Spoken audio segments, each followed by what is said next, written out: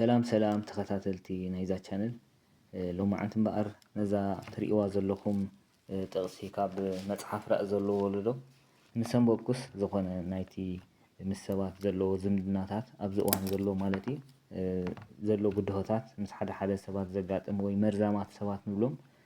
خكافلكم حسابي لي مالتي فمسريوا زلكم علاما نقفتي نعنا ابحلنا سبات سفرا مخلاق كان تخونه بعل رأزين كاب سفرا اغزابيهر نخيوص ጥራይ ክፈርሕ ኣለዎ ሕጂ እቲ ቶም ነቐፍቲ ወይ ከዓ ሓመይቲ ንበሎም እንድሕር ጥቡቕ ነገር ኣበኻሪኦም እሞ ከዓ ምስኦም እንድሕር ዘየለ ነቲ ናትካ ነገር ንኸፍርሱ ብዛዕባኻ ሕማቕ ይዛረቡ ማለት እዩ እቲ ይዛረብዎ ከዓ እታ ቀንዲ ዕላማስ ቶም ካልኦት ሰባት ንዓኻ ብኻልእ ክሪኡኻ ማለት እዩ ወይ ብሕማቕ ዝኾነ ነቲ ንሶም ፈጢሮምዎ ዘለዉ ሓሳብ ዘራጉድ በቃ ማለት እዩ ብኸምኡ ንኽሪኢኻ እዩ ተቐንዲ ዕላምኦም ማለት እዩ ንሕና ግን እቲ ንሕና ዝኾንናዮ በቲ ጽቡቕ ነገር መኻዲ ማለት እዩ ሕጂ ገለ ካብቲ ዝጥቀሙሉ ሜላ ካብ ናተይ ትዕዝብቲ ኣብዚ እዋን ተቐንዲ ፀገም ኮይኑ ዘሎ ቀዳማይ ዝጠርዐ ወላ እውን እሱ በዓሉ ሕማቕ ገይሩ ከሎ ቀዲሙ ዝተዛረበ ቀዲሙ ዝሓመየ ቀዲሙ ዝተዛረበ ንሱ እዩ ከም ላዕላይ ርእሲ ይሕዝ ነቲ ዝዛረበሉ ዘሎ ከዓ እቲ ሰማዓይ እንድሕር ብክልተ ዓይኒ ናይ ዘረባ ክልተ ሰብ ከይሰምዐ ቀልጢፉ ፈሪዱ ከዓ ብፅልኢ ክሪኦ ይጀምር ነቲ ሓደ ማለት እዩ እሞ ንፁህ ከሎ ወላ ሓደ ነገር ከይገበረ ከሎ ማለት እዩ ሓደ እዚ ማለት እዩ ካልእ ከዓ ተግባራት ኣሎ ወይ ከዓ ኣክሽን ማለት እዩ ዘርእይዎ ምስ ሰባት ተኣኪብካ ከለኻ ነቲ ኢሎሞ ዘለዉ ዘመሳስል ነገር ሃዋህው ይፈጥሩ ማለት እዩ ሕጂ እቲ ሰሚዕ ዘሎ ከዓ መራጎድ ክኸውን ማለት እዩ እዚ ክብል ከለኹ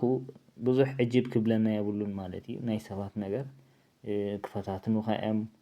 ከምኡ ነገራት ማለት እዩ ነቲ ናትካ ዓቕልኻ ዝፈታተን ወይ ከዓ ከም ዝበልኩኹም ነቲ ሰብሲ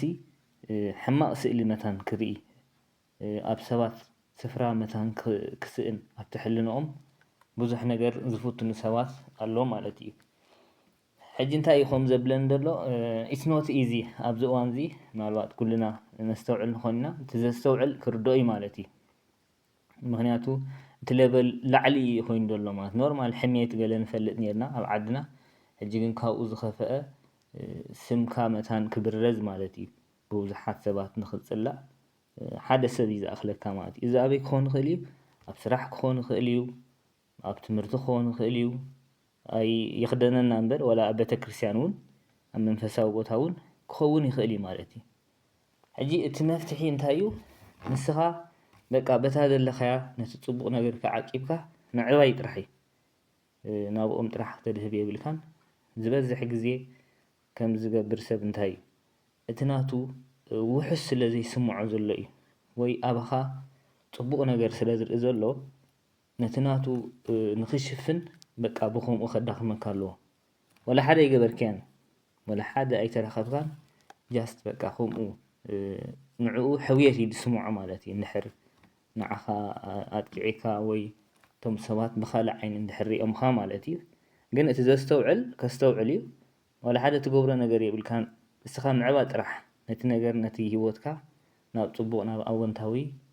ካብ መስመርካ ክትወፅእ የብልካን ካብ ራእይኻ ክትወፅእ የብልካን ተኺልካ ሂወትካ ትመርሕ ማለት እዩ ብዓቕምኻ ስለዚ እሱ እዩ እቲ መፍትሒ ማለት እዩ እምበር እታ ቃል ክብላ ስለዘይደለኹ እምበር